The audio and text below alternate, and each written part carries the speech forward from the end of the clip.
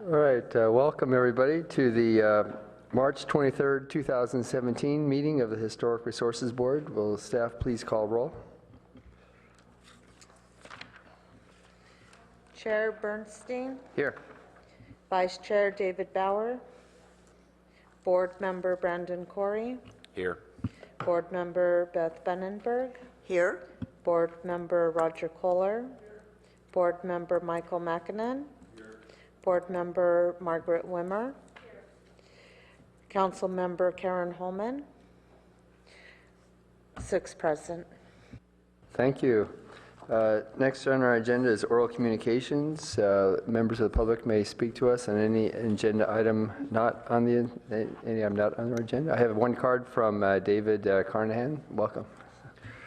Good morning, Chair Bernstein and board members. I'm David Carnahan in the City Clerk's office, and I'm here to talk to you about board and commission recruitment. The city is currently looking for applicants for the Human Relations Commission, the Library Advisory Commission, the Public Art Commission, and the Utilities Advisory Commission. Applications are due on April 4th at 4:30 p.m. And the reason I'm here to speak with you is to encourage each of you to reach out to at least 2 members of the public for one of these boards to encourage them to apply. You have much deeper roots in the community and know a lot more folks and are able to help kind of guide them towards these opportunities. So again, we're looking to fill for applications for 2 terms on the Human Relations Commission, 3 on the Library Advisory Commission, 4 on the Public Art Commission, and 2 on the Utilities Advisory Commission. Applications are on the city's website, cityofpaloalto.org/clerk. And I'll give you each a flyer to take home as a reminder that you're going to reach out to some community members to apply. Thank you. Board Member Kohler has a question. Yeah. Do they make as much money as we do? They are all paid 6 times what you make. Oh, okay.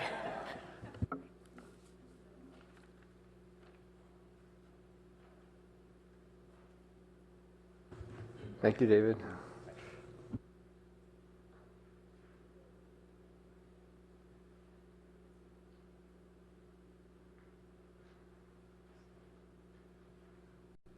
Thanks. Next on our agenda is agenda changes, additions, and deletions. Are there any?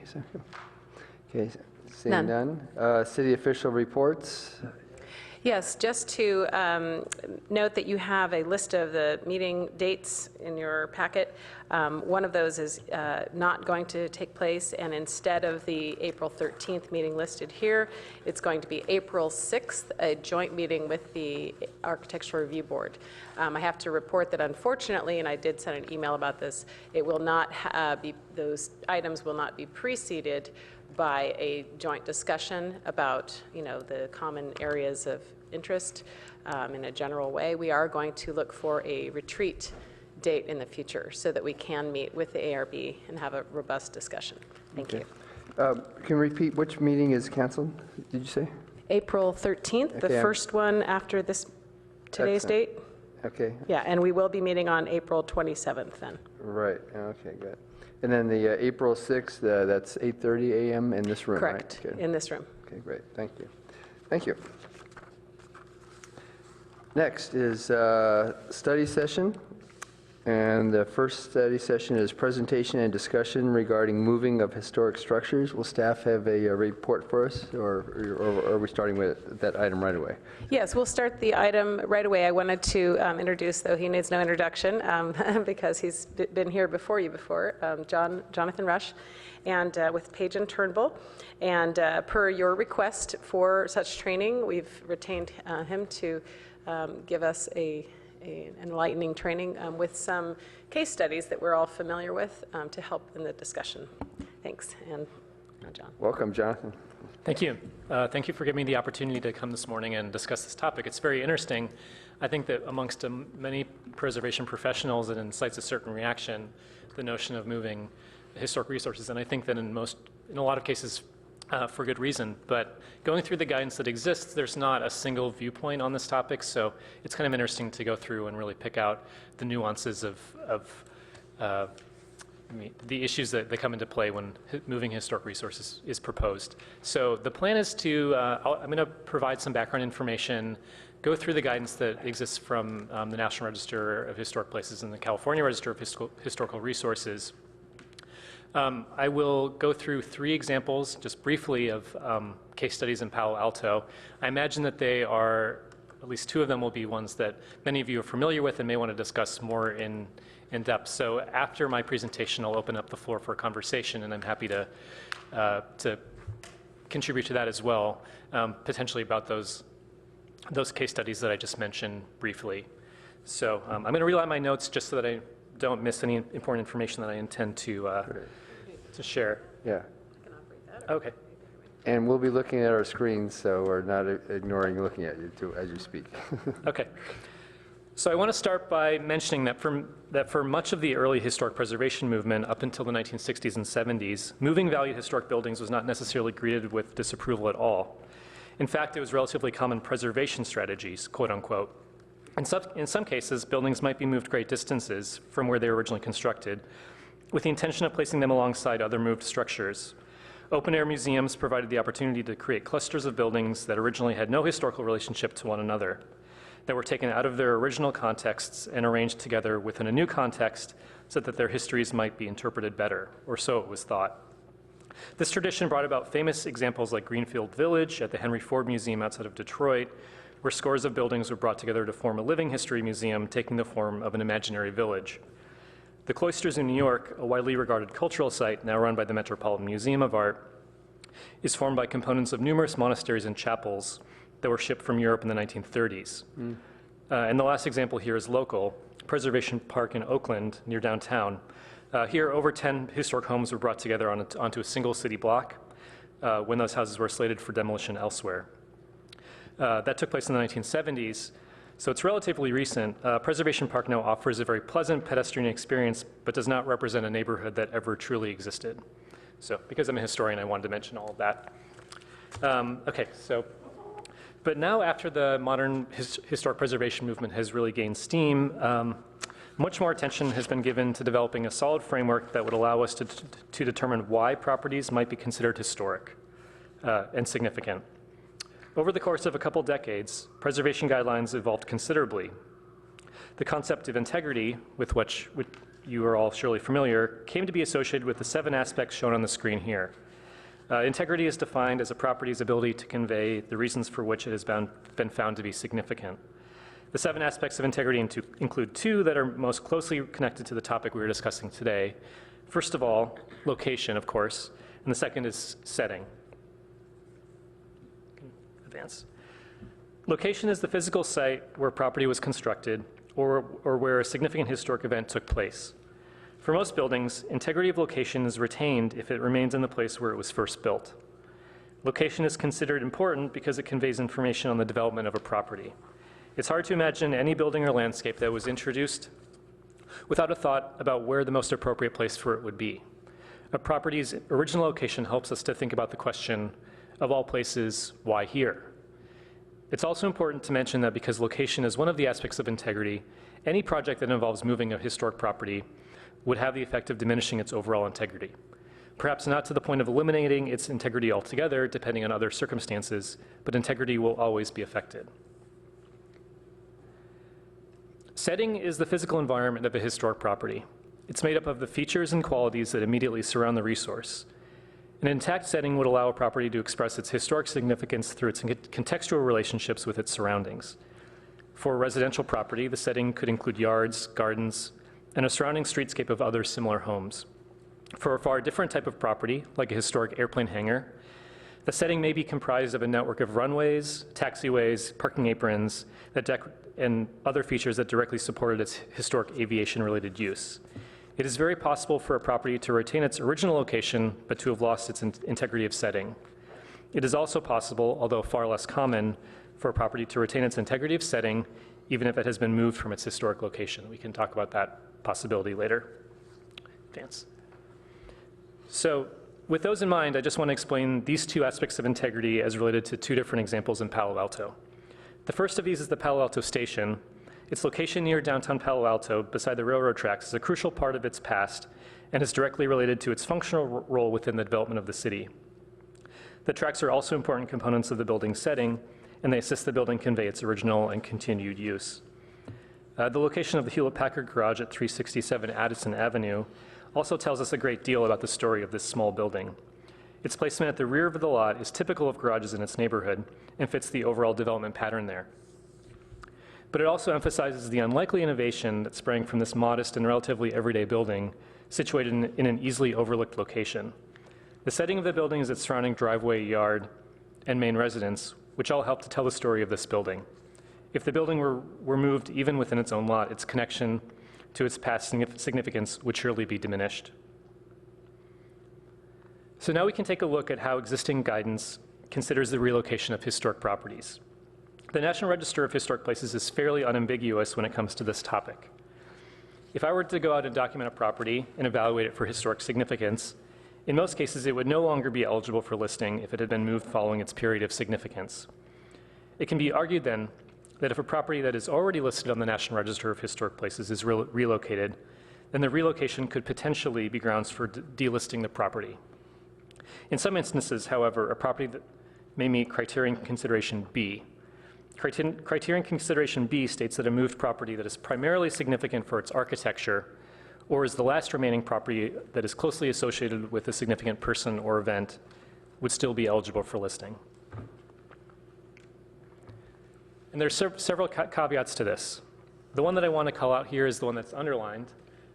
This is a list of situations where criterion consideration B does not need to be met for a property that has been moved. So the most relevant, I think, for Palo Alto is the bullet point that states a district in which only a small percentage of typical buildings in a district are moved. So that implies that there might be some flexibility within a district for having contributing buildings be relocated without affecting the overall integrity or without compromising the overall integrity of the district. The California Register, on the other hand, is somewhat more permissive when it comes to relocated buildings. The current guidelines provided by the Office of Historic Preservation specifies certain conditions that would allow a determination of eligibility to the California Register if a resource has been moved. So I'm just going to read this language because I think it's very important. Therefore, a moved building, a structure, or object that is otherwise eligible may be listed in the California Register if it was moved to prevent its demolition at its former location, and if the new location is compatible with the original character and use of the historic resource. A historical resource should retain its historic features and compatibility in orientation, setting, and general environment. Please also note that the OHP is currently revising its guidance on the California Register, so it is possible that this exact language will change in the coming months even. But we don't know exactly how they're planning to change it, so we will keep you posted.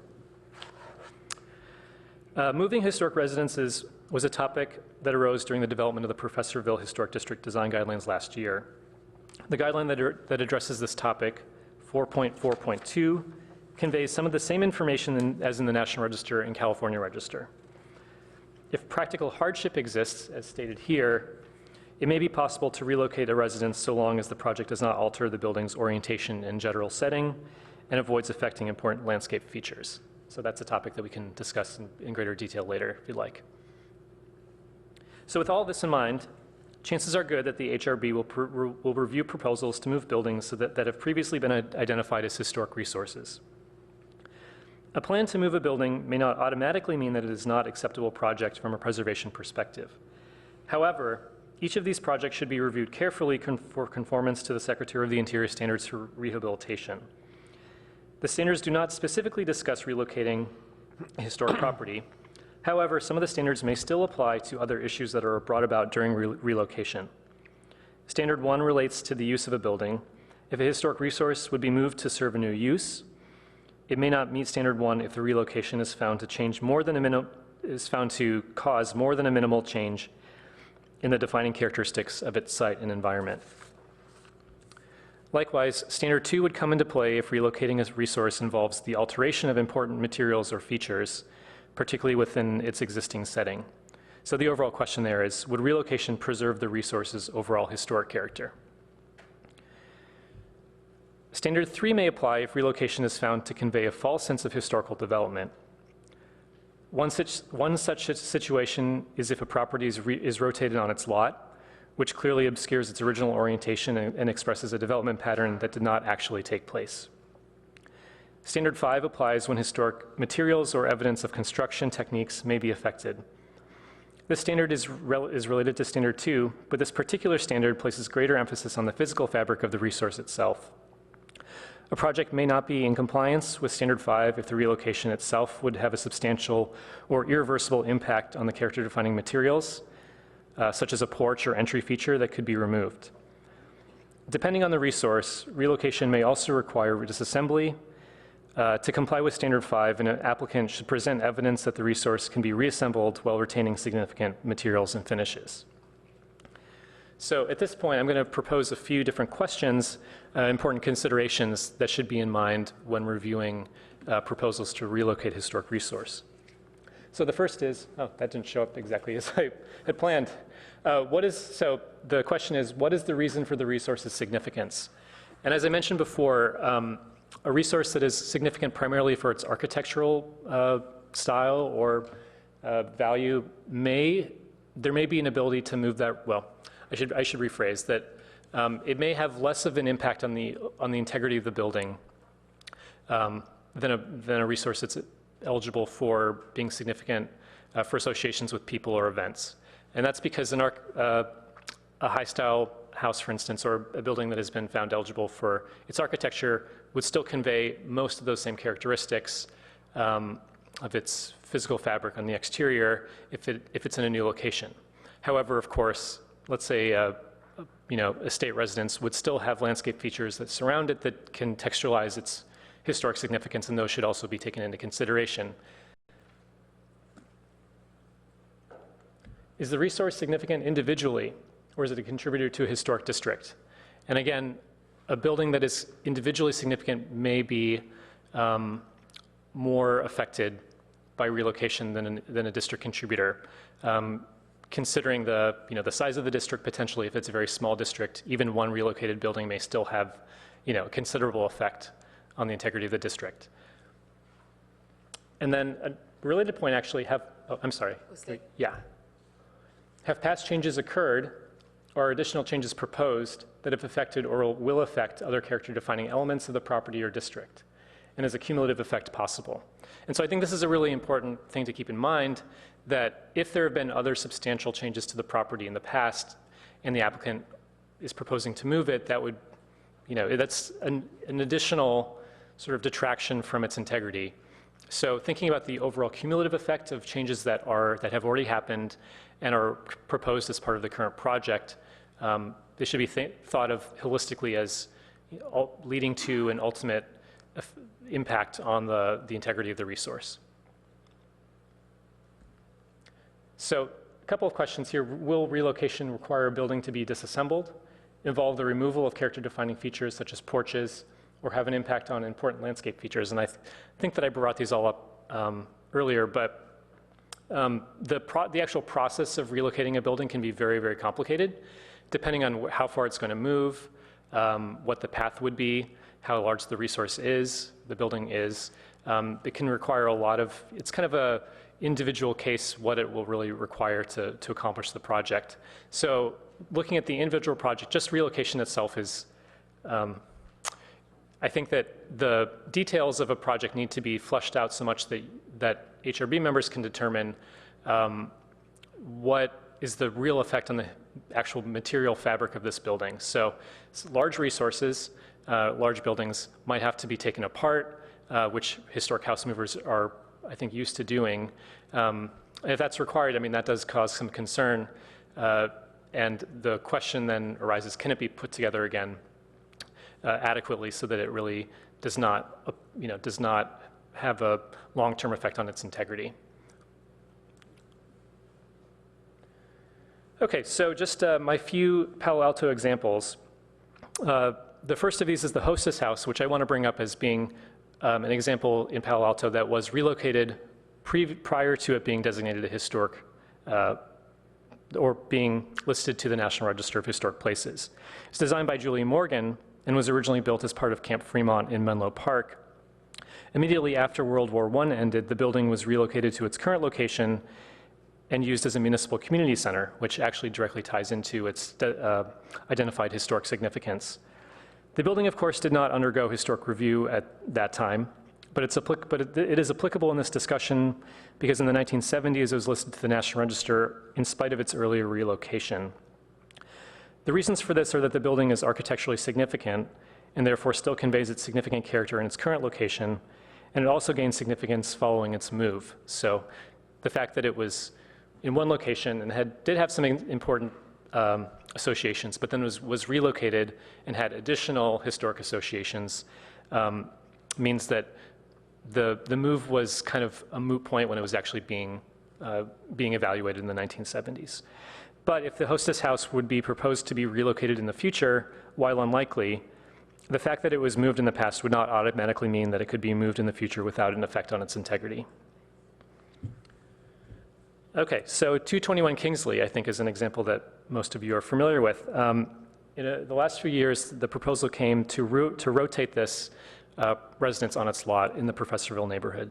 It was originally facing Kingsley, and now it faces Ramona Street. And I don't know all the details of the administrative history of this project, but I do understand that some of the discussion was that if rotated those 90 degrees on its corner lot, it's felt that by some it was felt that while facing Ramona Street, it would somehow improve the development pattern of the neighborhood, or it would fit into or join the streetscape on Ramona Street better than it currently, or that it previously did facing Kingsley.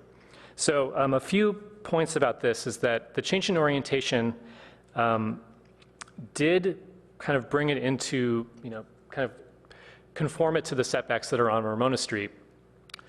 But in terms of the actual development pattern of the neighborhood, I think it's important that this building, in its earlier location facing Kingsley, it kind of conveyed that Professorville developed in a, I don't want to say haphazard, but it had a different types of, different waves of development with large properties, large lots with kind of grander estates, and then smaller properties that built in kind of in between them. So originally this home did convey that development pattern, and having it be relocated on its lot, rotated 90 degrees, had the effect of, in my opinion, adding some conjecture, I think, to the development pattern of the neighborhood, or not being completely accurate about the history of the property. So that's one item, or that's one issue to think about. The surrounding landscape was also altered, I think, considerably because this was relocated, and just the access to the size of the house had to take up a lot more space facing along the Ramona Street axis. And also, the removal of materials is obviously an issue, and I don't know how exactly this project was proposed, but the relocation of the building has involved it's led to a lot of materials being taken off, and they will be, I understand, brought back in some form. But I think there were a lot of issues with this project to think about. And then 433 Melville is another example of residential property in Professorville, where it was, in a somewhat similar case, it was moved forward on its lot. It wasn't rotated. So thinking about the California Register guidance, it retains its original orientation towards the street, which I think is very important here. The landscape features probably were less affected, although there was an approach drive in front of this house originally that no longer exists. So that's another thing to consider, that this again was a house in this neighborhood that was was an outlier in a certain respect, that it was on a larger lot, but the fact that it was on a larger lot was part of the historic development of the neighborhood. And the idea of trying to improve the streetscape through moving it up, the word improve is fairly loaded. So it still was an effect on the integrity of the property and the district, but may have been more successful than the previous example. So that's my short presentation, and I'm happy to discuss any of these topics further or answer any questions. So I'd like to open it up to board members. Board Member Bunenberg, you had a reaction regarding the Hostess house? You had a reaction to the Hostess house when Jonathan was mentioned. Oh, actually, I had a reaction to all of them, but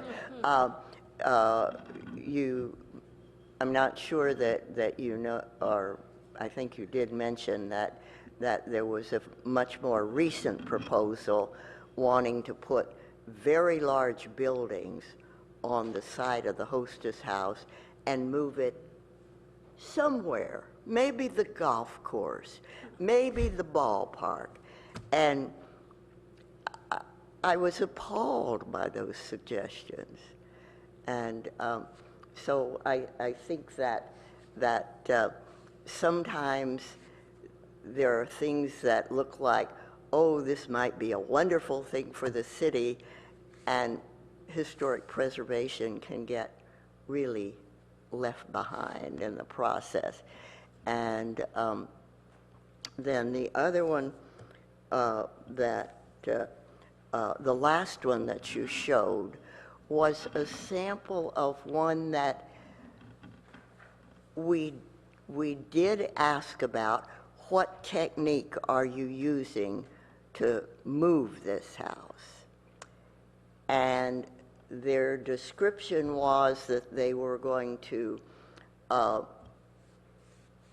take it in sections and then put it back together. But the thing that happened was when you went by the job site, you couldn't see those sections. And so we asked, where are they? Oh, they're back by those blue tarps. And it turned out that the only thing they had saved was the upper section of the building. Everything else was basically new construction. And I thought that was a real travesty. Board Member Wimmer. Are there any examples where moving a historic structure actually improves the conditions, or do we always see the relocation as a detriment to the historic site? That's an excellent question. I am familiar with one example in San Francisco that we have been working on, where it is seen, I mean, on the balance, I'm not sure if it's seen as acceptable or not, but one element of it is that it's a historic residence and boat repair building in the southeastern part of the city.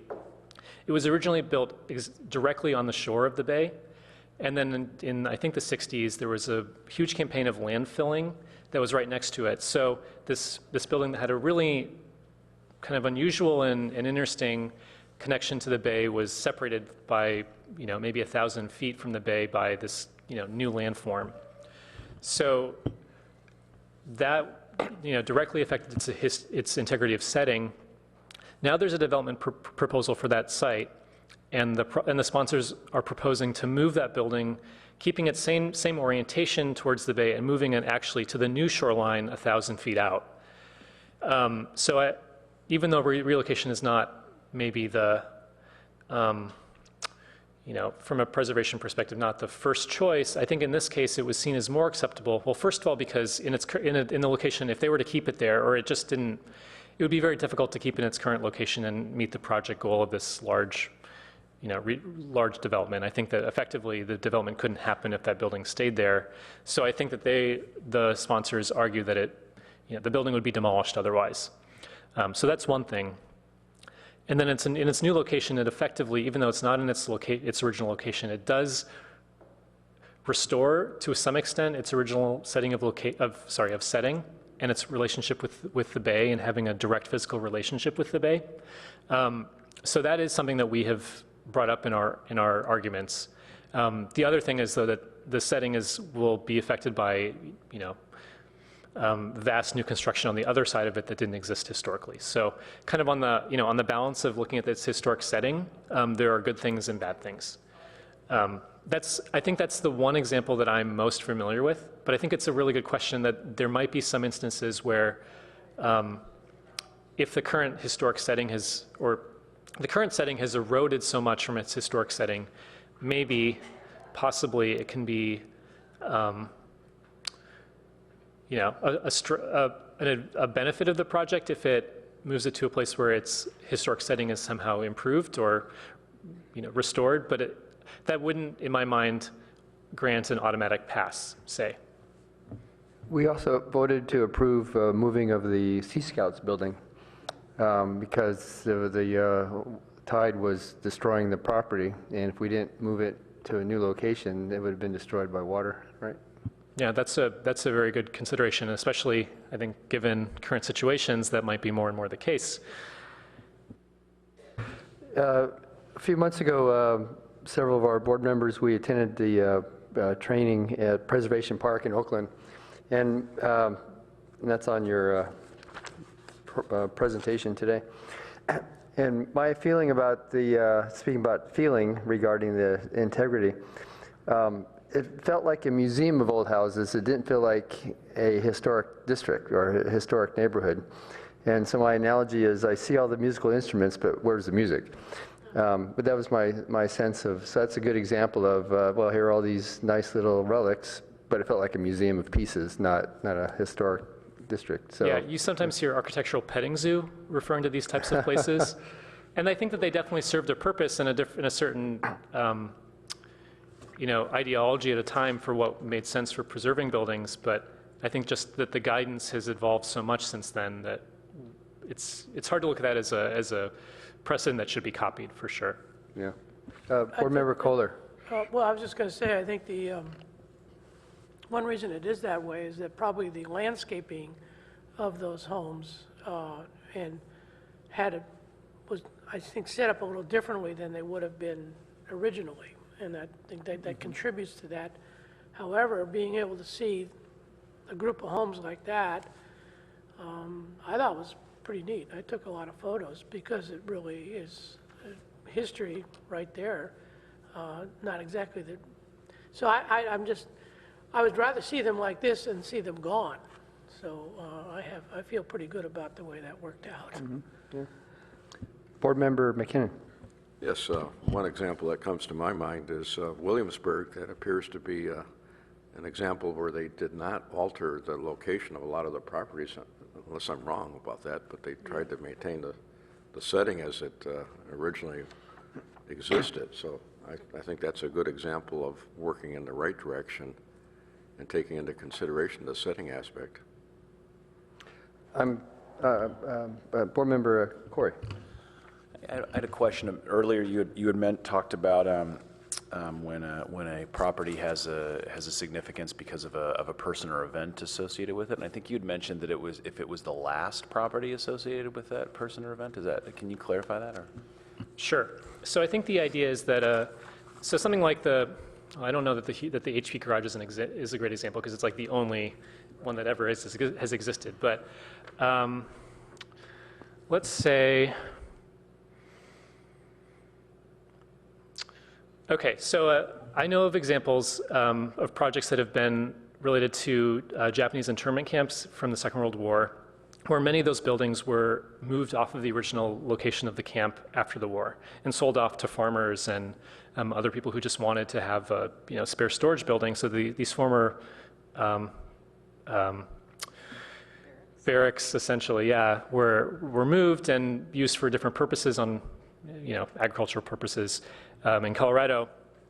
So the idea, I mean, this was numerous buildings, but I had a friend who worked on a project to locate where these buildings had wound up after the war, essentially. So this is 70 years later.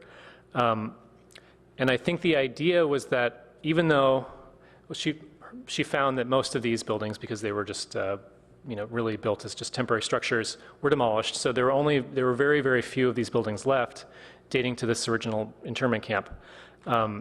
So even though they might have been moved hundreds of miles, if there were just a few of them left, the idea is that they would still potentially be eligible for the National Register, just because they are extremely rare examples of this building type that has a very direct relationship, although not in the same location anymore, as this very significant site. So I think that's One example that comes to mind quickly, if that makes, if that makes sense. Yes, go ahead, just- Board Member Kohler. Had a little bit of experience with this. Years ago, we remodeled or had added on to the oldest home in Atherton. And the way that worked was since it was a large property, the contractors picked up the building and the house, moved it away, built a new basement and everything, and then brought the house back, and it went right back where it was before. And there was some additions in the back, which were probably, if you were an expert, would know that they were an addition, but if you were an average person, it would look like part of the old home, which I know is not supposedly a good thing. But this was for a private family, and they didn't want it to look distinctive, but I think those were relatively new windows, and the front part was the old windows. So, and then there's Monica Rima's house down the street here. We added a basement under that. There's 2 other homes in Barron Park, in Professorville we added. So it can be done, and it's without, unless you're an expert when they've added basements and things like that, you would probably not even know that they were added. So I don't know if that's good or not. But. And those locations, or those examples are both where they were brought back to their original location and placed in pretty much the same exact site. Yeah, I mean, I don't see that as being as big of an issue as if a building is shifted even on its lot. It might just be the necessary measures that you need to take to add in a new basement. In some cases, I'm not sure, but it sounds like that's more of a measure during construction, less than a permanent move. Well, actually, in some cases, there's some of the older homes, like in Professorville, they may not meet the required setback requirements, but because you're adding the basement and not changing the heights, I think you're pretty much allowed to do that.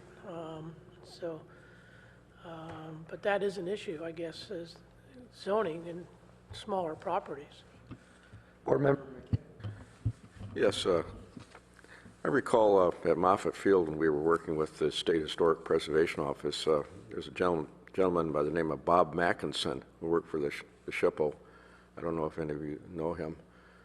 But we were always concerned with contextuality and development that was proposed. And I still recall one of his famous sayings that he said, if a veteran came back here that was at Moffett Field in the 30s or maybe even the 40s, would he still recognize the property after your proposed change? And that's kind of the test I go back to many times, whether it's appropriate, the contextuality is appropriate for a development or even perhaps moving a property, to consider what it looked like at the time of its period of significance for a person coming back.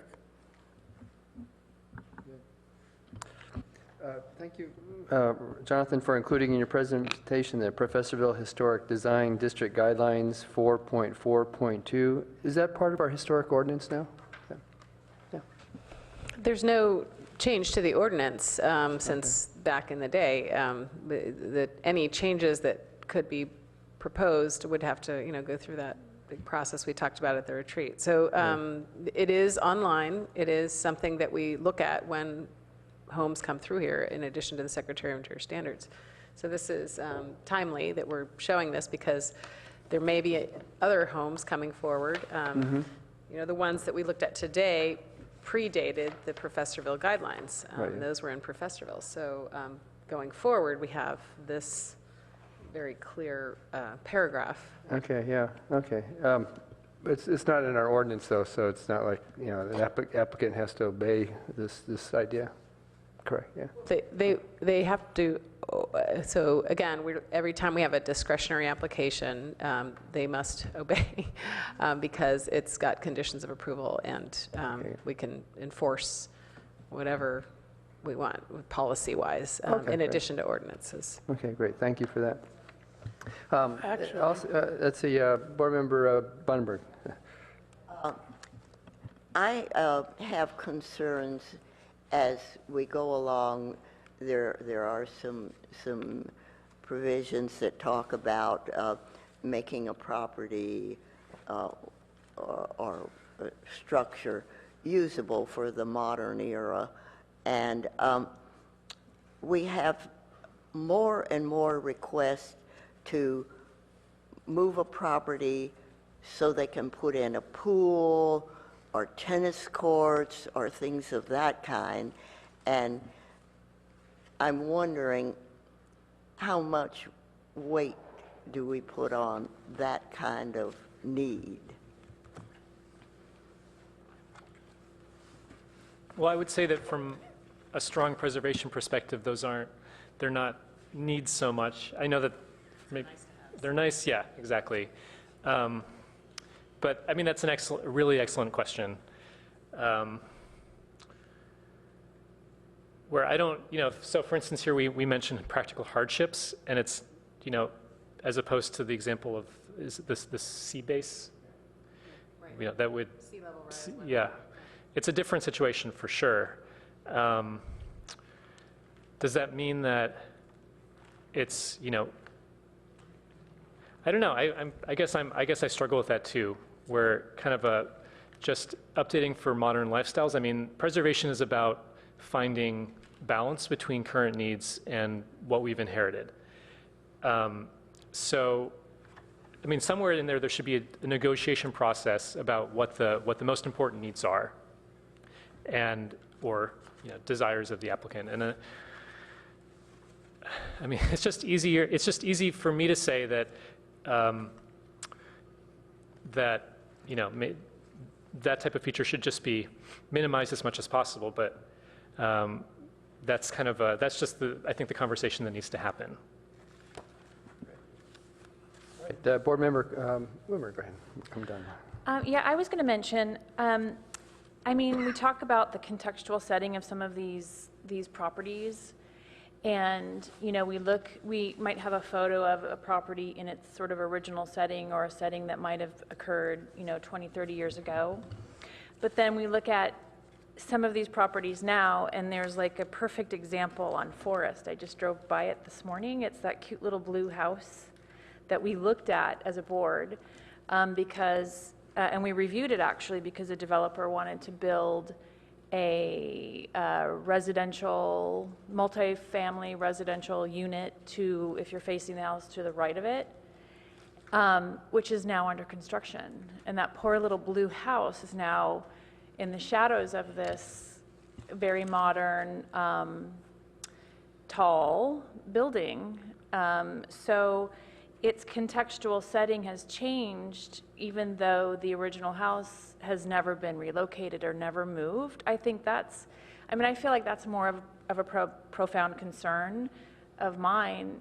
It's almost as if that little blue house had been moved to a downtown urban setting. So it's like, because the setting surrounding these properties evolves and changes and develops, the original contextual setting is lost through the virtue of that, I think. So, and I think that's a huge impact. That's what's going on now. There's even another example of it on, I think, Waverly.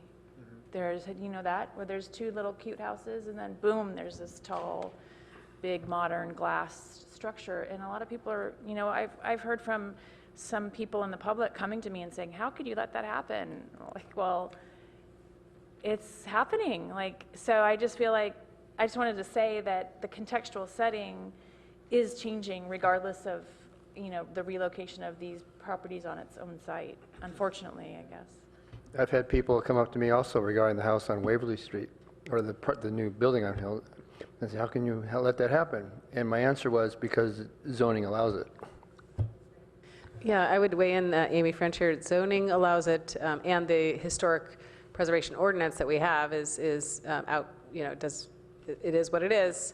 It doesn't go farther than, it doesn't say that, projects next to historic resources have any, that there's anything that has to be done with respect to the Historic Resources Board. So that speaks to the weight of our historic preservation ordinance. Roger Kohler. Yeah, I don't know what happened, but today I happened to bring my laminates. I don't know why, but I did. And here's a picture of where we are right now. There's the old building that used to be the city hall. And then across the street, here's the building that just got all remodeled. And you look down, here's the main drag, here's El Palo Alto, the tree. And there's nothing around it, and you know, so I just happened to grab these. It's so like everything on this page is basically all gone. The trees, you know, here's the circle, and it's just it's life. So so I think that speaks to Amy French's comment. Yeah, it's just, you know, development happens and zoning allows it. Yeah. So, yeah, good. At your house. All right, and also I'm glad Oh that you. my gosh, wait a minute. yeah. We just found out that this house here is this gentleman's home. So it's not all gone, is it? You look old too, that's okay. And I'm also glad you, Jonathan, brought in the 221 Kingsley Fowler mentioned regarding the rotation of that. And yeah, there was quite a bit of discussion on HRB. And I'm curious also about what you included in your presentation about California Register guidance. It says the State Historic Resources Commission encourages the retention of historical resources on site and discourages the non-historic grouping of building. However, it is recognized that moving a historic building, structure, or object is sometimes necessary to prevent its destruction. There was no threat of destruction of 221 Kingsley with the promotion when the project came to us. And then I'm reading what you underlined. Therefore, a moved building, structure, or object that is otherwise eligible may be listed if it was moved to prevent its demolition. It was not moved to prevent it. So therefore, I guess the Fowler Mansion could be considered to be losing its delisting from California Register based on this interpretation. Well, I also think that it's important to mention that it's a contributor to a district, so that does change the discussion a little bit. If it were an individual resource, which potentially it was, I mean, I don't know. It could have been eligible potentially as an individual resource, but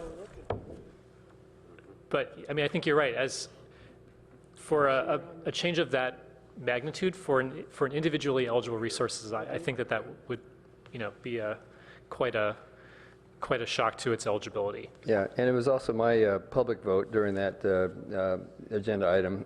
Yeah, that it's the character of the building, by moving it, changed the character of that whole district there. So, good. Board Member Corey. Well, even if you look at the 442, I mean, except for moving it off the site, it violated every single one of those suggestions. 221 Kings. No, 221 Kingsley.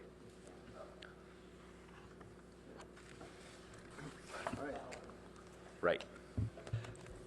Okay, so so thank you for that presentation. So is our ordinance going to become stronger by having this information today? So, okay, so there's no change in our ordinance, but we thank you for the information. It helps us in our deliberations. So good. Okay, thank you. Oh, I should. Yes, go ahead, Board Member Kohler. I just wanted to clear, I'd like to say that Bill Turnbull was you should hear what I'm saying to this gentleman here. Bill Turnbull was a critical person in my history, just to let you know. It's because he was a visiting critic when I was at University of Oregon for, I think he came up at least two years that I was there, and then Don Linden was the dean at Oregon when I was there for 2 years. So then he went to MIT after that. So he was a pretty sharp guy. Because did you work with him, or is it? Well, I have to say something really disappointing at this point. There are actually two Turnbulls who are architects in San Francisco, and there are two firms that have the name Turnbull, and Bill Turnbull was the other one. Oh, really? Because Jane Turnbull is the founder of our firm. It's a very common mistake. Because I mentioned that to one of your employees, and they didn't mention anything to me about that. So I'm sorry. Oh, that's all right. We do hear it quite a bit, and I mean, I don't think we mind kind of catching that luster, because Bill Turnbull was very, very important. Well, you know, I've actually mentioned that to at least 2 different employees of your group, and they didn't say anything about it. So I'll keep that in mind, sorry. Oh, no, it's no problem. They're probably just, we hear it a lot, so maybe it was just politeness, but. Thanks for coming. Okay, thank you. And now we have to let him go. He's got something else to do. Yes, good, yes. Okay, next on our agenda is study session number 3. It's accessory dwelling unit ADU discussion. And please, if there's any report for us, please. Yes. So you have the information that we transmitted to you. I should say that the staff report says it's going, the updated ordinance will be going to the council on April 10th. That is not true. It's going on the 11th. Apparently, there was a move-in dates. And so you have, last time we spoke, you didn't have anything in front of you. I think Elena Lee talked to you about what was going on. And there was, access via a link to the staff report that went to council. And now what we have is just some bullets in this report. It talks about what the state legislation that became effective in January of this year allows and encourages. And then you also have the, council proposed changes and clarifications. And so this is what happened on March 7th. This is on page 3 of your staff report. The key section that the HRB may wish to just understand and review is on page 3, packet page 9.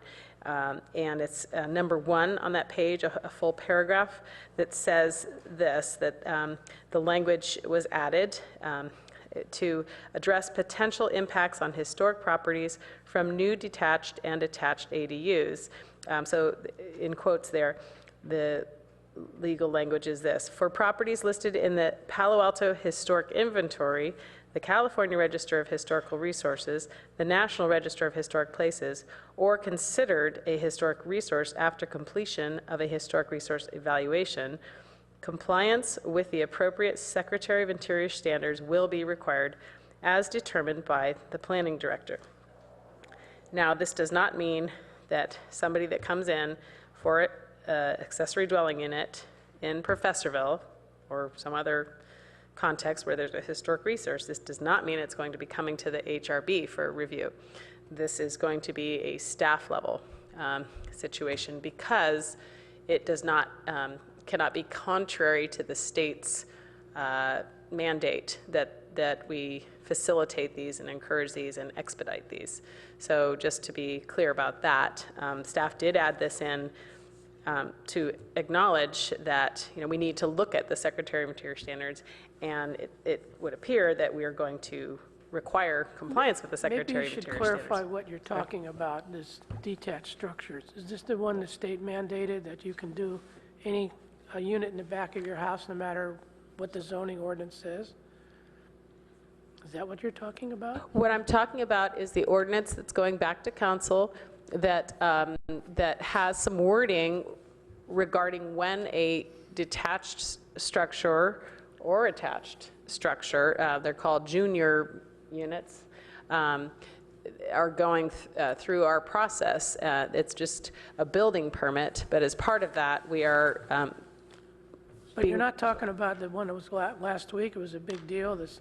Yes, I am talking about that. Okay, so there's, according to that, what I'm hearing about this, and I may be wrong, is that you're allowed to do a 150 square foot building in your backyard no matter what the floor area situation is. So if you're maxed out, you can build a 150 square foot building. Yeah, it's something different.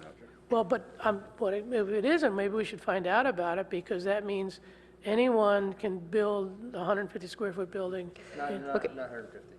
So Roger, I think No, you're getting... no, it's, I have it, I should have brought it. There's 2 of them. There's 120, but there's a 150 one as well.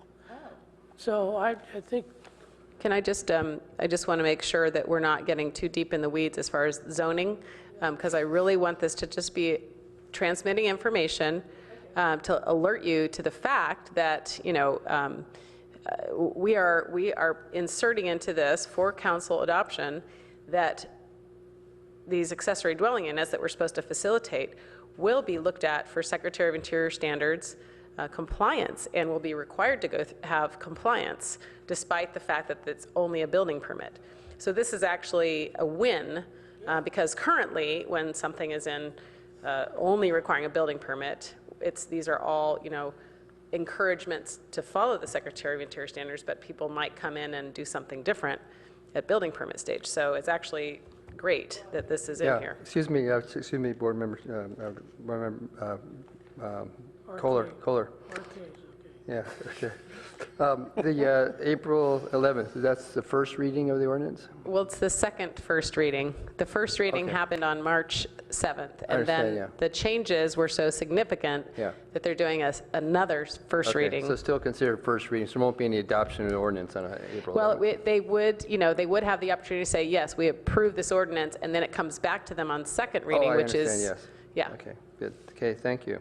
Is this ordinance just for Professorville, or are you talking? No, it's for the whole city. For the whole city, Yeah. okay. Yeah, right. And you're relaying to it because it will impact us in historic buildings. Okay, I don't we're know that gonna- will impact you because we're not going to bring them to the HRB. Right. What will be impactful is to your knowledge. Your knowledge is that we are looking at these things for Secretary of Interior standards compliance. So if you are asked out in the public, are these coming in and they're just being plopped onto a historic property without review of Secretary of Interior standards, you can say, oh no, they will be reviewed, just not by us as a board, by staff. So I'm going to introduce Chitra, who is responsible for the next staff report, and if you want to ask her further questions about other things. Yeah. Okay, welcome, and can you pronounce your name again, please? Chitra Moitra, planner. Chicham. Chitra. Chitra. Chitra. Chitra. Chicha. I just want to add something to what Amy said. The City Council is hearing this item on April 11th as a consent item, and the council will decide whether to hear it on that night or may decide to pull it off. So based on the council decision, we'll know what happens. Okay. During that April 11th meeting, is there a process where an HRB member can speak to the council asking that consent item to be pulled from the agenda as a consent item? It would not be a consent item. Oh, I just heard it was. If it's a first reading, I don't believe that is on consent, is it? Oh. All right, Mr. Lath, welcome. Hello, thank you. Good evening. I attend night meetings, so it's programmed that way. I did that the other day. We did have a time change recently. You're right. Yes. So I'm Jonathan Lath. I'm the assistant director to the Planning and Community Environment Department that we work for.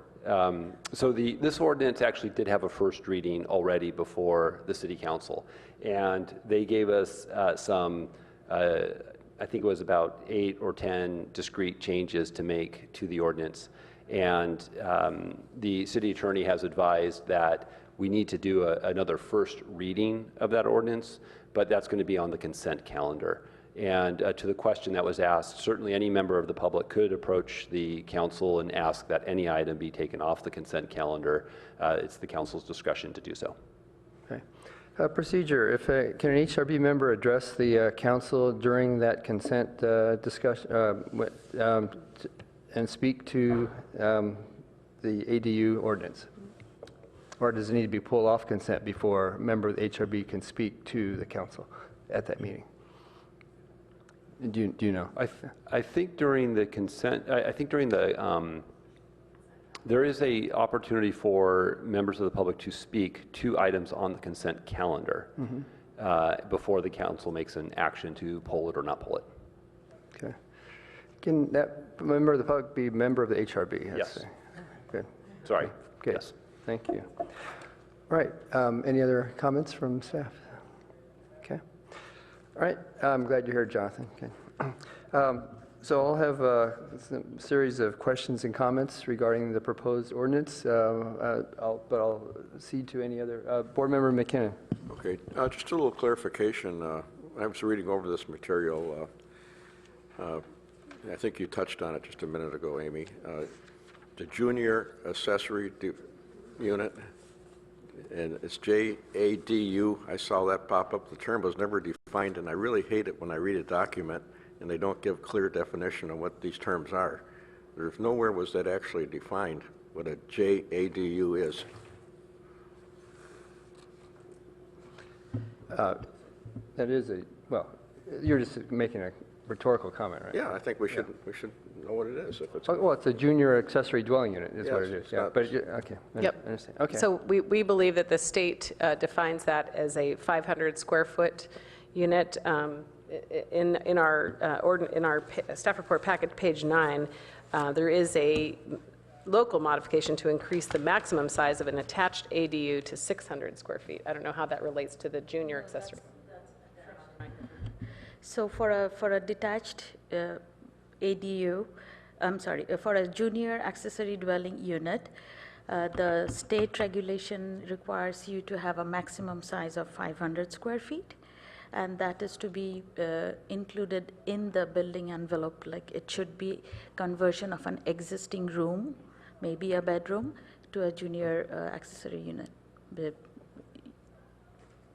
okay, so that's within an existing structure then.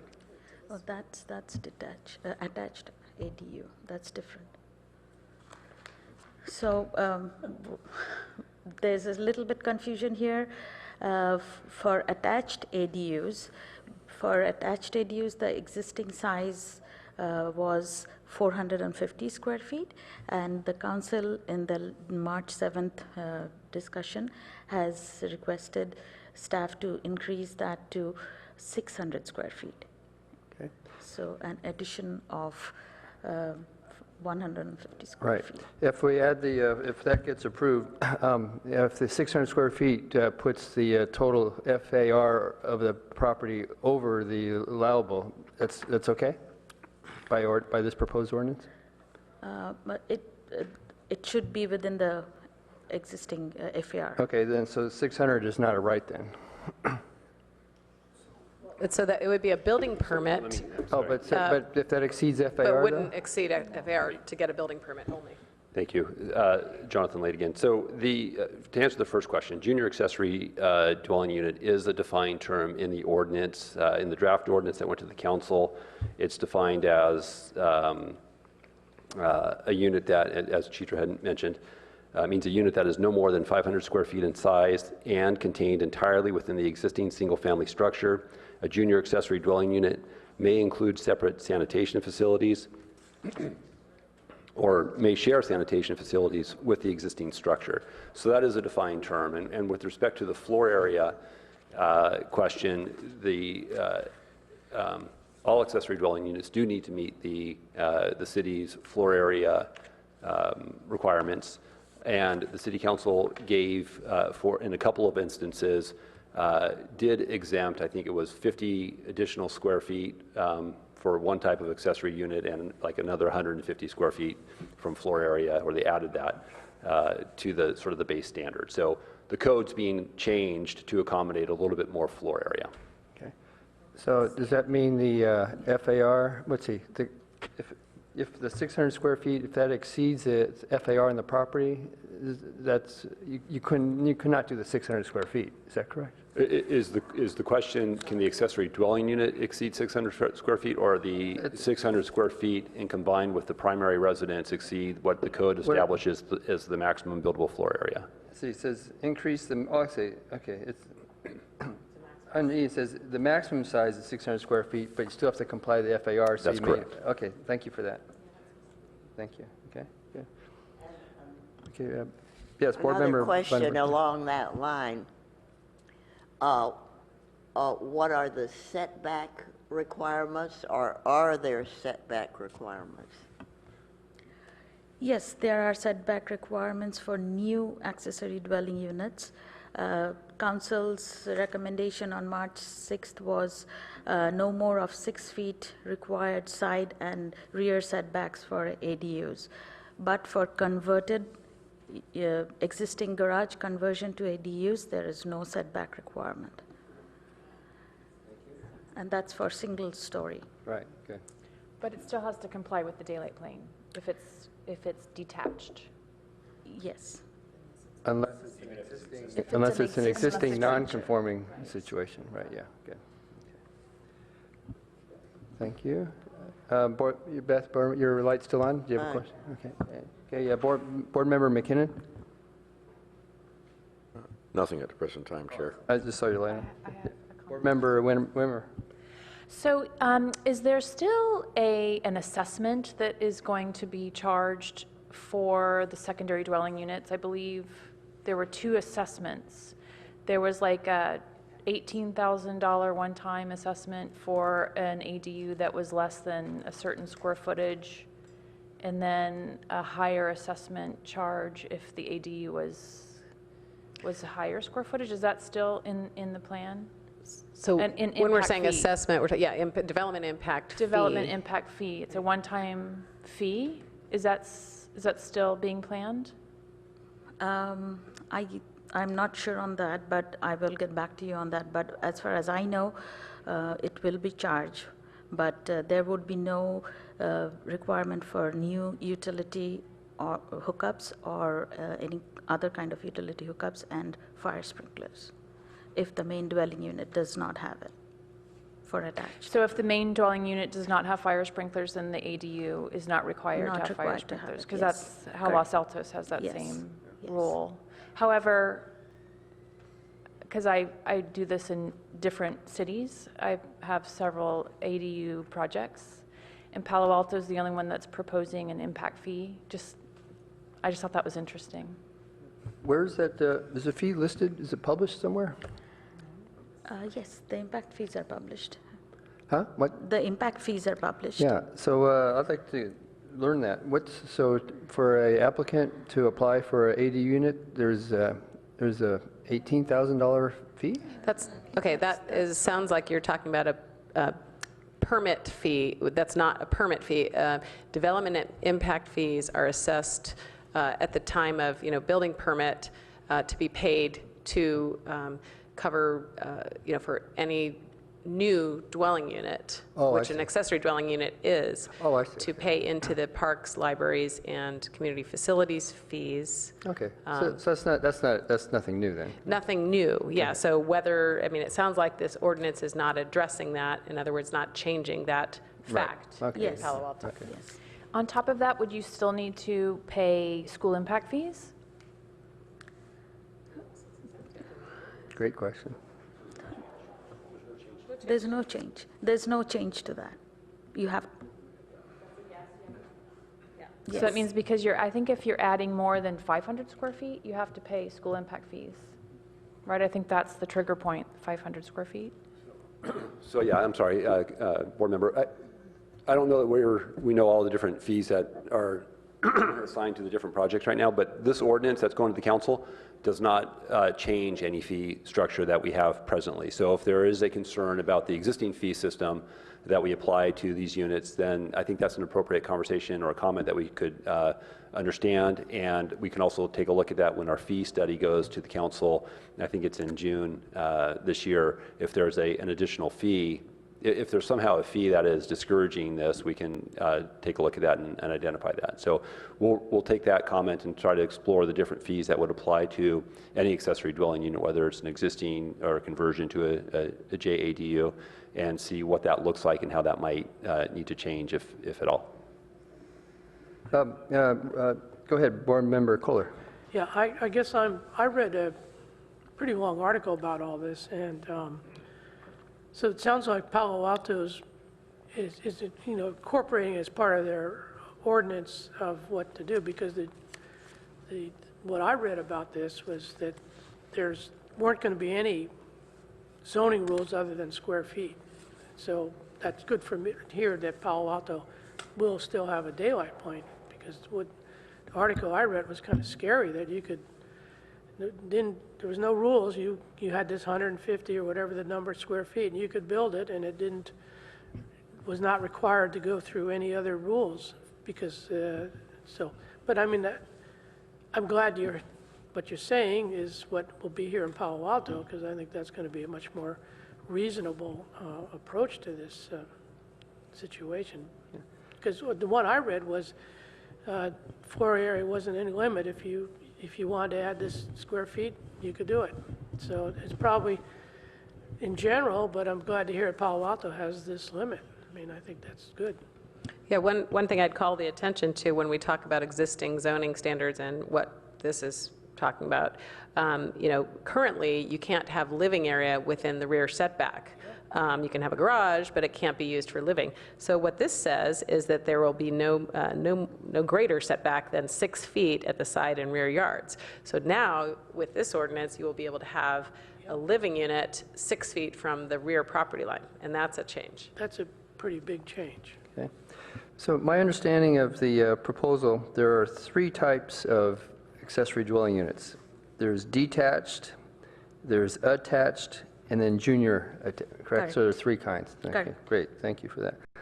And what I understand, so the detached maximum proposed is 900 square feet? Yes, correct. And that is the- no change from the existing. Right. And the attached ADU is 450. There may be, correct? 450 is the current proposal? Existing is 450 and council proposed attached to be 600. Up to 600. And then the junior ADU is, state is 500 square feet? 500 square feet. Okay. So I'm going to repeat it so I get it straight. So detached, 900 square feet. Attached is proposed 600 square feet. And the junior ADU, 500 square feet. Thank you. Okay, Board Member Corey. So one clarification, so is the only difference between an attached and a junior the max square footage, or is there something? I did hear the junior must be attached, but I'm still not 100% Yes, clear. junior is when you carve out the existing 500 square feet from an existing bedroom or a spare living space you have. But isn't that also an attached? The attached, how's that Attached can different? be added. And attached would be an addition, house addition, In basically. a house addition, it can be added, but junior is something from the existing. So you can't add to create a junior? No, you cannot add a junior. Add a junior, so that's the difference, is just whether or not it's existing or not, okay. Great, thank you. And can you create, if you have existing, can you make that an attached, or that would just automatically become a junior based on that? Right, Okay, right. interesting, thanks. Can I ask a follow-up question? I think there's a couple of things there. So the other distinction is the junior accessory structure can rely on the sanitation facilities within the primary residence, whereas a attached accessory dwelling unit needs to provide full independent living on its own. And so merely taking an existing one and attaching it to the house doesn't make it a JADU. It's the conversion of an existing bedroom and meeting these other things within the existing structure. If you have primary residence and an adjacent, detached structure and you wanted to merge those together somehow, I mean, there may be a way to do that in the code, but that doesn't make it a JADU. It may make it a attached accessory dwelling unit. Could then if you remove the separate sewage system, wouldn't it then become a junior? Is that the only difference then? Well, so I Just think letting them the purpose of the junior accessory dwelling unit is to create sort of a lower threshold opportunity for a unit in the home. So it's sort of a lower bar to do an accessory dwelling unit. You don't have to meet the same standards not all the same standards that you do for the accessory dwelling unit. Yep. Right. Okay. Board Member Bunenberg. Somehow I always picture the attached dwelling unit on the back. Is there any provision against you taking in a large front porch? That this was done a lot in Professorville before we had, or adding something to changing the front facade? Is that allowed? So is your interest specifically in Professorville in general? Okay, so to the extent that the code would allow, to the extent that the development standards that are in place today would allow for that kind of a conversion, that would be reviewed and could be approved. In Professorville, or for any historic resource, there is a requirement that it be consistent with the Secretary of Interior standards, which staff will review with a consultant to ensure that it doesn't detract from, the character defining features. There are a lot of houses that are just out of Professorville but have similar kinds of construction, and I could view a lot of front porches being taken in. Thank you. Okay. I have a copy of the draft ordinance, and I just highlighted a couple questions to help my understanding of it. And the first one is,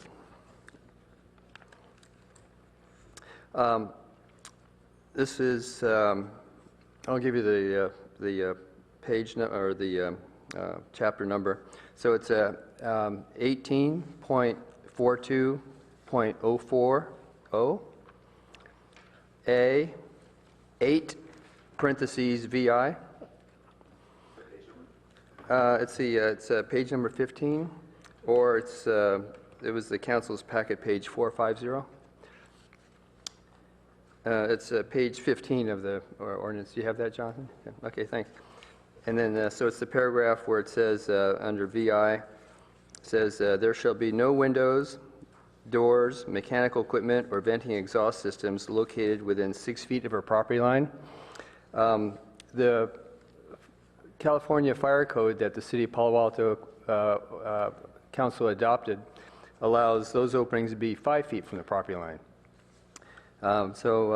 My suggestion for council review would be that change to from 6 feet to 5 feet, so it's consistent with the California State Fire Code that the City of Palo Alto adopted, rather than having that different. Thank you for that comment, and I will say that the council did give us direction to remove the design review and other similar requirements, and so I think that might be a provision that is slated to be removed. Thank you. Also on that same page, I'll give you the locations. 18.42.040 parentheses A 8 parentheses IV, and that's also on page 15. And let me look for it here. IV.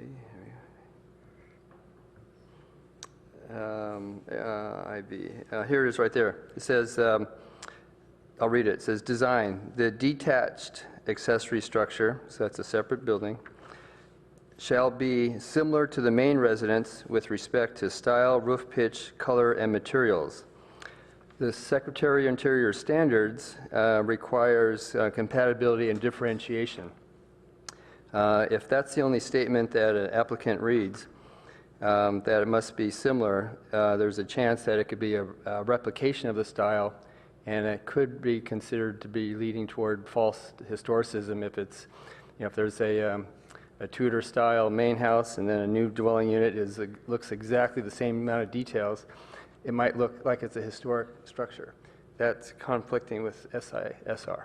Right. Yeah. So if there should be somehow, like, if the ordinance can somehow address SISR.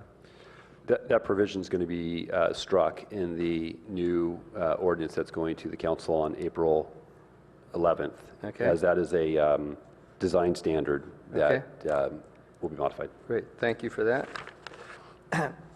Next page, it's 18, let's see, it'd be page 17, and it's 18.42.040, parentheses B, 2 VI and VII. Let me find those here.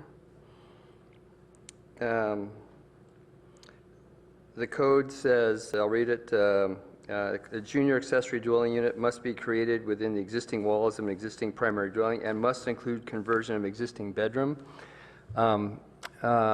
So it should just be, why does it specify that it must include a bedroom?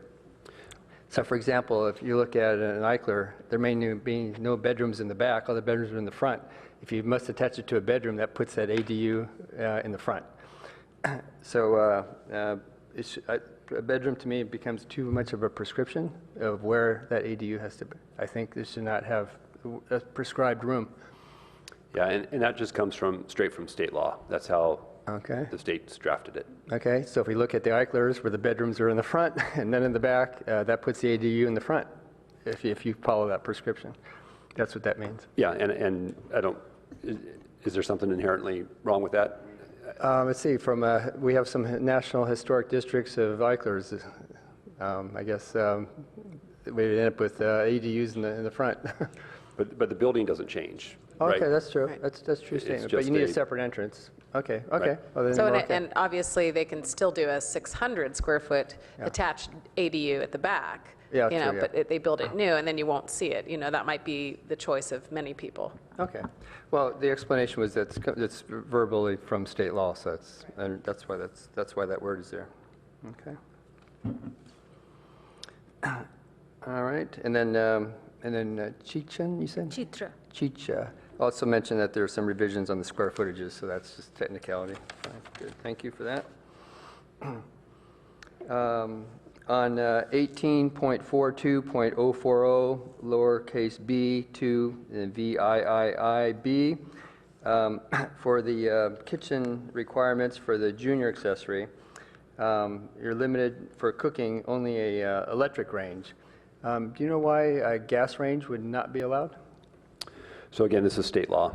Okay. It's explicitly spelled out in the state okay. provision. Could be some energy concerns there, or environmental concerns. Or not that. Okay, well, that explains that.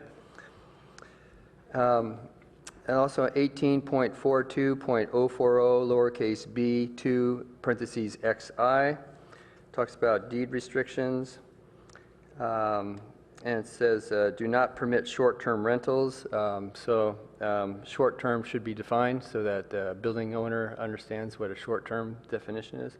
You know, is it 1 week or 1 year or 30 days, whatever? That should be specified, unless that's just verbatim from state law.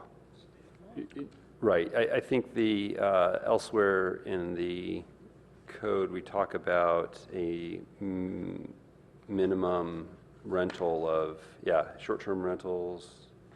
It's up above on page 17. Okay, great. It says short-term rentals, the junior accessory dwelling unit shall not be rented for periods of less than 30 days. Okay, great. Okay, thanks. Good. Next is on, there's a map of accessory dwelling unit parking exemption areas. And I'll just hold that up for the camera. So there's a diagram that talks about the shuttle stops. If I look on the map in Professorville, I think there's a Palo Alto shuttle bus stop on Embarcadero that's outside that circle. And as I understand that there are exceptions if you're near public transportation, but Palo Alto shuttle bus stop, I think that's a listed public transportation thing. Yeah, so the code also defines what public transit is, and I'm not sure the local shuttle meets the standard. Okay. But nevertheless, the city council has waived, or at least has announced its intent to waive any parking requirements for any ADUs, and so the whole, radius around train stations or bus lines is irrelevant. Okay, thanks for that, yeah, good. Board Member Wimmer? I also wanted to mention, there's also a secondary impact of some of these secondary dwelling units. For instance, the attached secondary dwelling units. I know today we're just talking about planning issues, but then once an applicant actually applies for one of these things, then there's a layer of building codes and things like that that are then realized. And one of those codes is that if the secondary dwelling unit is attached, you have to create a firewall between the main dwelling and the secondary dwelling, which is a specified wall system that goes from the foundation up to the roof. An attached secondary dwelling has to have its own HVAC system because you can't penetrate through this wall unless you have fire dampers, which is a very expensive HVAC ducting system. So the secondary dwellings have to have their own exclusive HVAC system. So that's something that I'm, again, realizing with the experience that I'm doing on these projects in other cities. I just think it's just something to be aware of, the constructability, that what the building department will require. It can be very involved and complicated, especially if you're altering, and if you're like with a junior accessory dwelling where you're taking existing square footage, you're going to have to alter the structure to really realize that and make that happen. So sometimes when we talk about it in planning, it seems doable, but then that you have to also focus on what it's required by the code. I'm just putting that out there. And if I could take a moment to respond to that.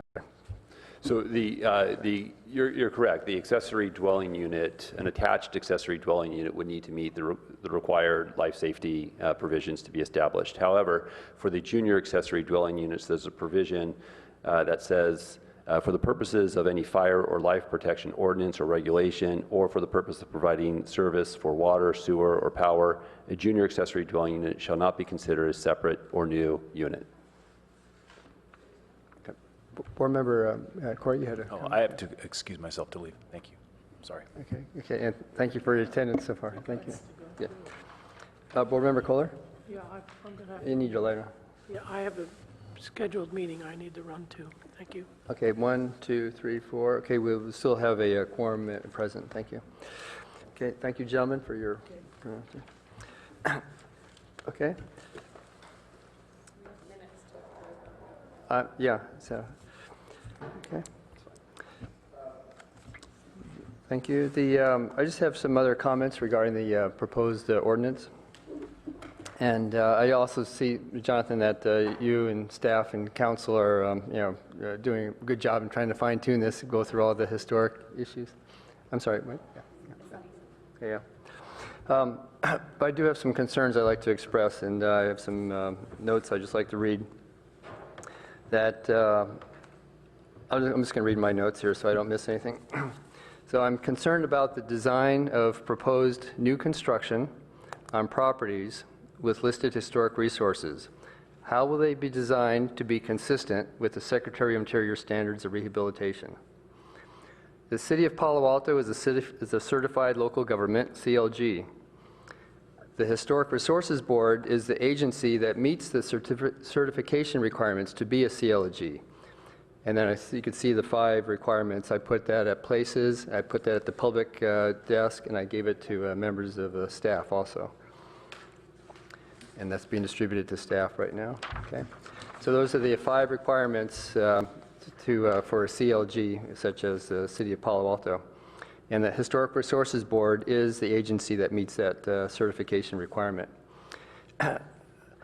My next note is, failing to meet these requirements puts the City of Palo Alto at risk of becoming decertified as a CLG.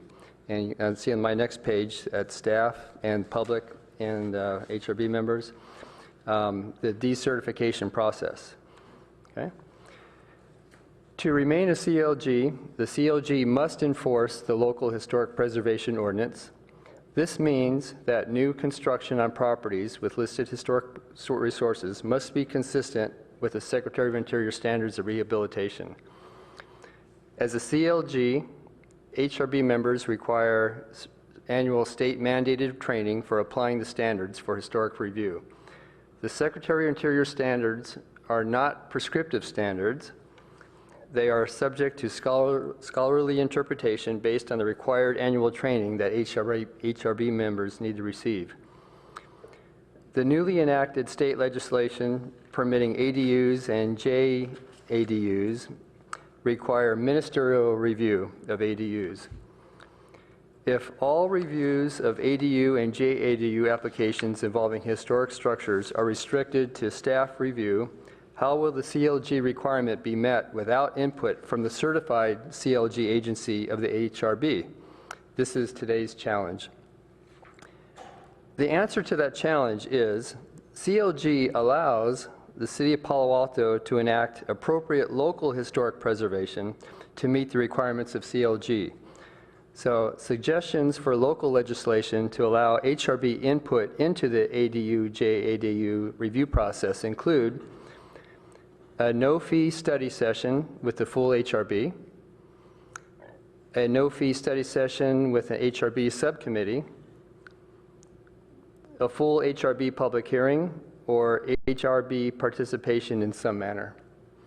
And to my point, this is my concluding comment, local ordinances are in response to our cultural values. The city values historic preservation as evidenced by our historic preservation ordinance. Our ordinance requires new construction involving historic resources to be consistent with the Secretary of Interior standards for rehabilitation. HRB members receive the required state-mandated training for reviewing applications for new construction. It is appropriate that the HRB in some manner review proposed new construction involving historic resources. I look forward to continued coordination with council and staff to ensure the cultural values of historic preservation continue to strengthen.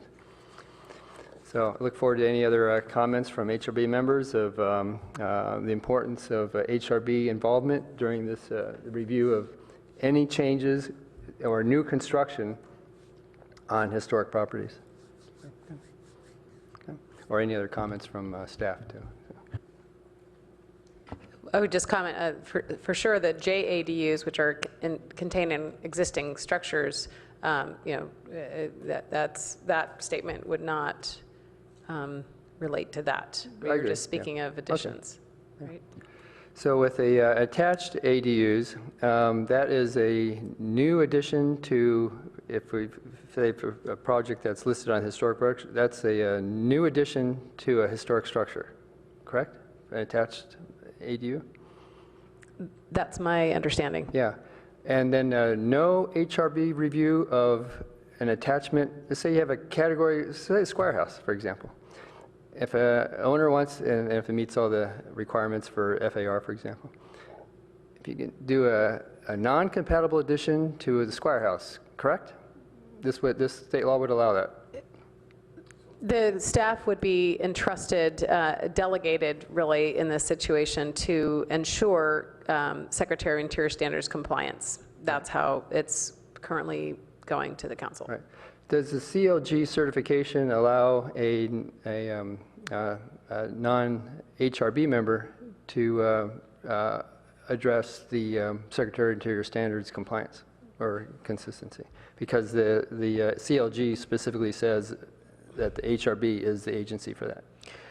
If the HRB is not involved, how does that meet the CLG requirement? Well, I believe that we have instances and where staff, on minor, the code does allow, the Preservation Code 1649 of the Palo Alto Municipal Code does allow staff to be act on behalf of the HRB for minor modifications, and that has occurred over the years with qualified staff and consultants that assist staff, as is the current situation.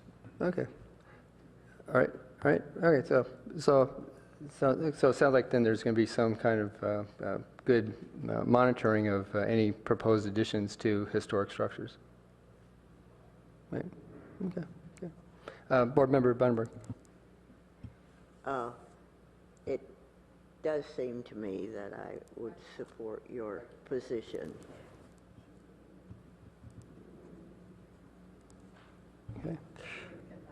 Okay. I think that wasn't recorded. Can you repeat the comment? It does seem to me that I would support your point that it needed to be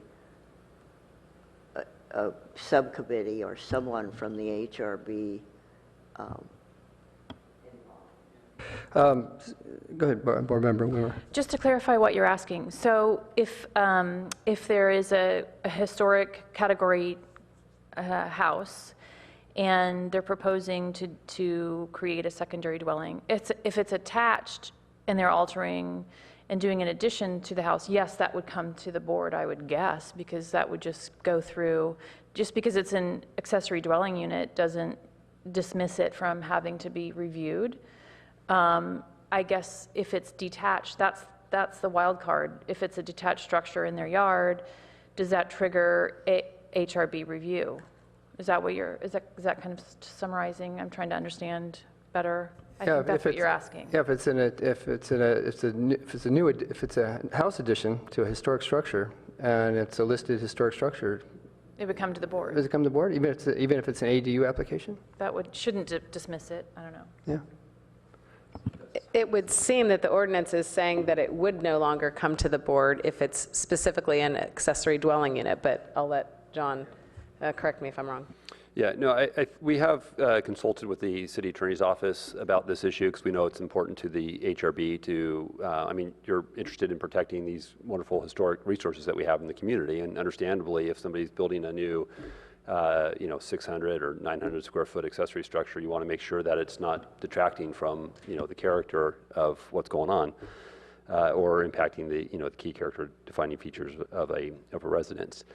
However, our attorney's office has informed us that they believe that a review process such as coming to the HRB for the accessory dwelling units would be inconsistent with the intent of the state legislation.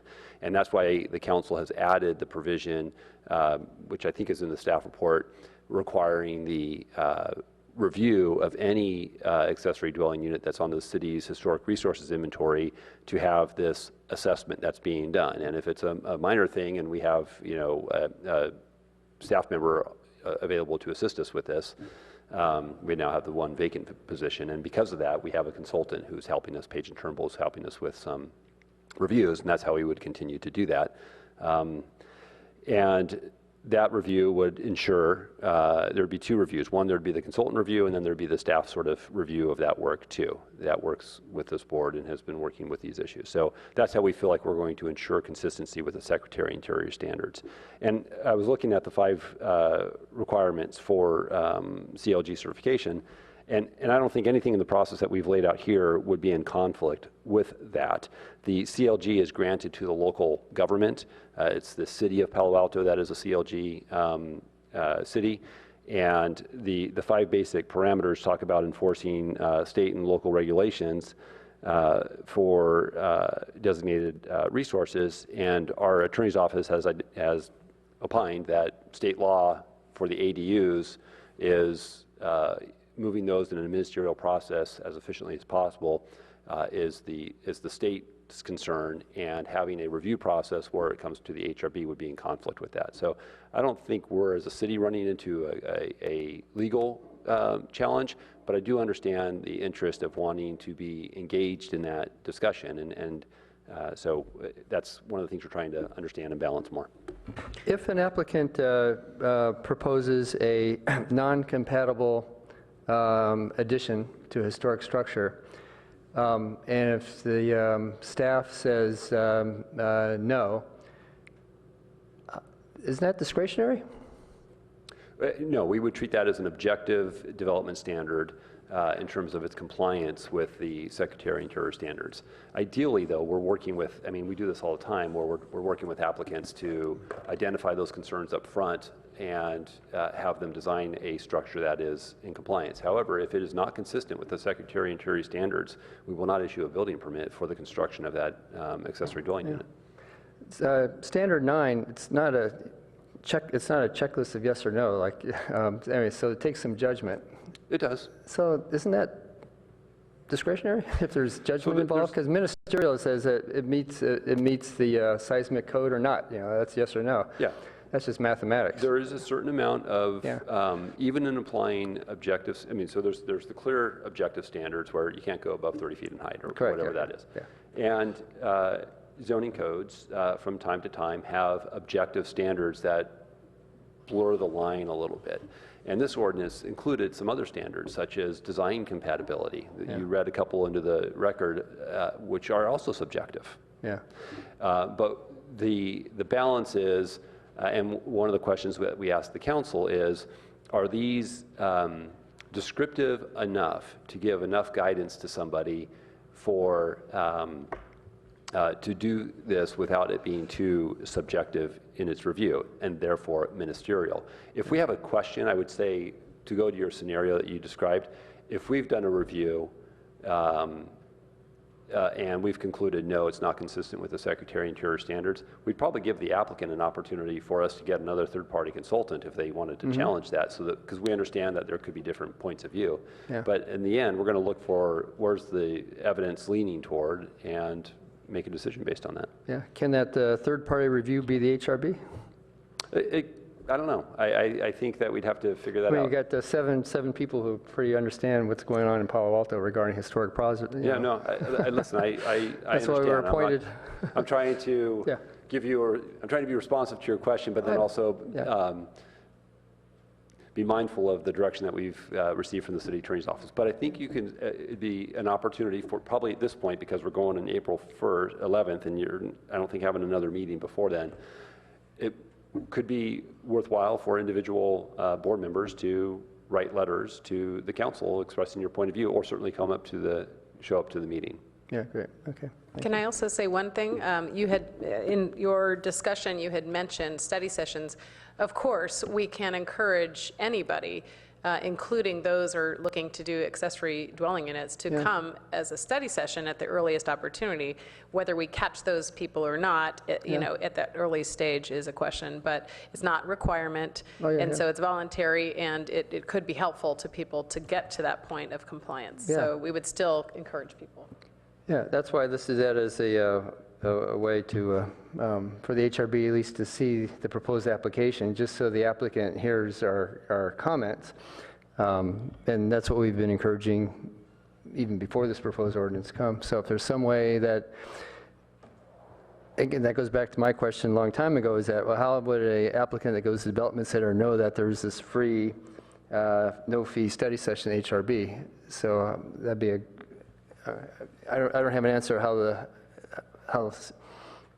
the development center people know to say that. Well, because the ordinance hasn't been passed, there's nothing that's being said at this point, but following passage, you know, certainly administrative policies and practices are something that we can, you know, and flyers and website announcements is all within the realm of things that staff can do without a council, you know, weighing in on that. Yeah, okay, yeah. All right, Board Member Wimmer.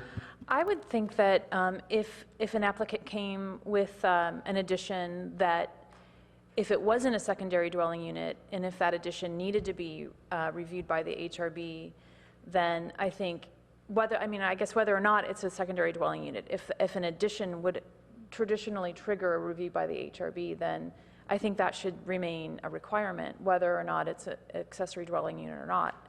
But I guess I can kind of see how, because the city's trying to expedite this process, that if it's a detached structure that would not alter the existing historic main buildings, then that could be staff review. Just because coming to the HRB is, you know, it's a time requirement, and, you know, doing drawings and presentations, so I can see that being okay. I mean, it would be okay with me as a board member if an applicant wanted to come and do in a detached structure. It meets all the planning codes. Yes, we want it to be differentiated, and naturally it's going to be, because it's probably going to be a different looking building. I mean, I would entrust that the end result with the staff review would be admissible, I mean, or acceptable.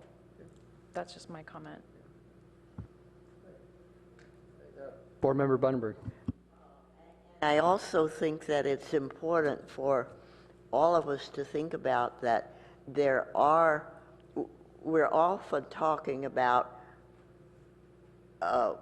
lots that are in the middle of the block, but there are corner lots that their open space will be very visible from the street, and that would be an extremely important point to have something that is very compatible, because it will have a distinct visual impact on the historic structure. Okay, any other items regarding this agenda item? Board Member Bloomer.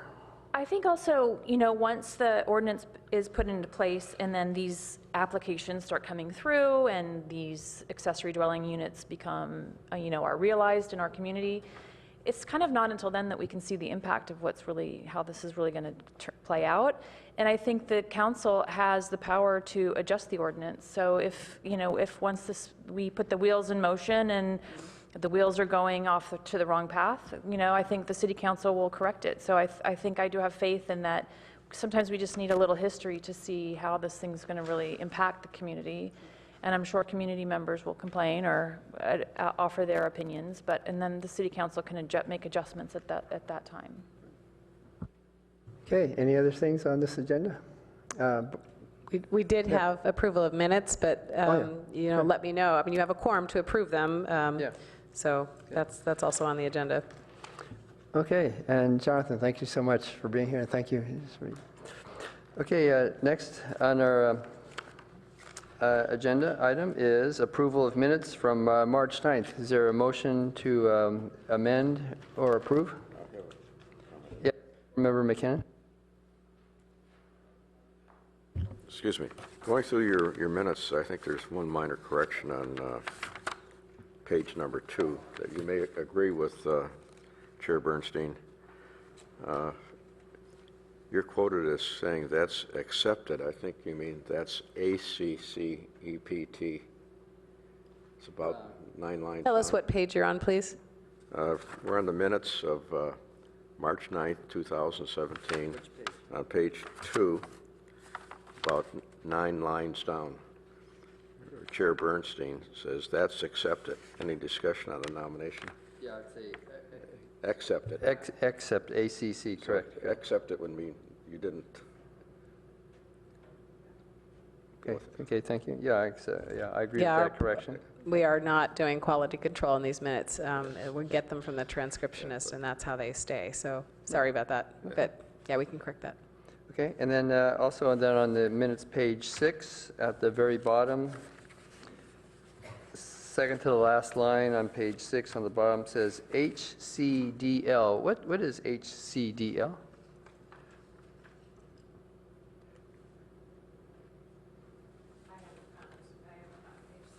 Yeah, second line from the bottom. What is HCDL? So Ms. Lee, that was Elena Lee.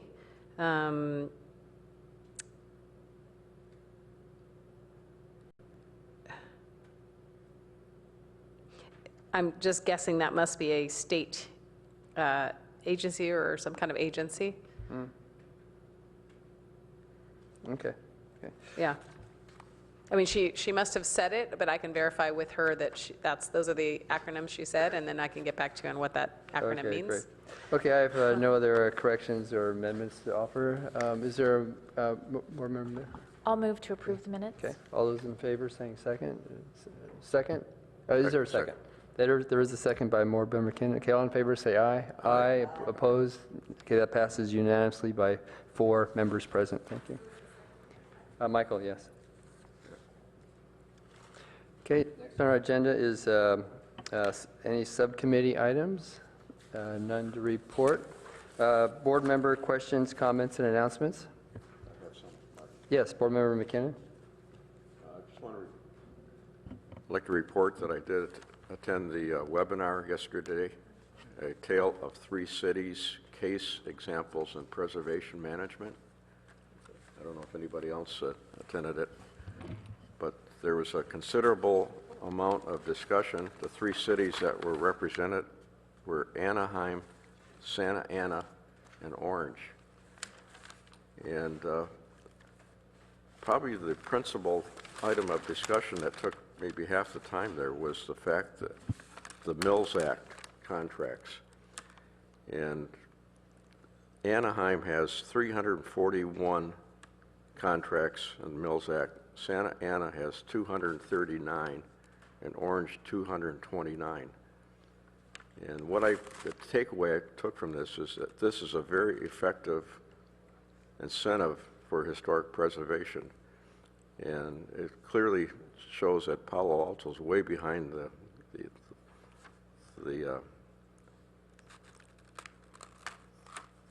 way behind in initiating this action on the Mills Act as being a meaningful incentive. I think we really need to address the fact why we aren't involved with the Mills Act more aggressively. It really reflects poorly upon the city of Palo Alto. Are you recommending that we agendize that for a future HRB meeting? Yes, I think we need to discuss this more seriously. I think it's 3 other major cities have citing this as a major incentive to bolster their historic preservation program. And I think we have, what, 2 Mills Act contracts? We have 1. We have one, and that one has requested to walk away from that contract. So, April 27th is our next regular HRB meeting, because the next meeting on April 6th is a joint meeting. So if you would like, I can, with the board's concurrence, I can put that on that agenda for discussion. Well, it was apparent to me we're clearly not consistent, which is what is being done in other major communities for incentives. We don't have a lot of incentives as it is, so this is the major tool we have to work with. Okay, so we'll put that in as agree. Okay, the board is agreeing to put that on the agenda. Thank you. All right. Will staff be able to confirm that there will be a quorum of HRB members at the April 6th Yes, joint meeting? Because there's a quorum. if there's not a quorum, then that joint meeting won't happen. There is a quorum. Okay, excellent. Wonderful. Okay, I think we're ready for adjournment, and we are adjourned. Thank you.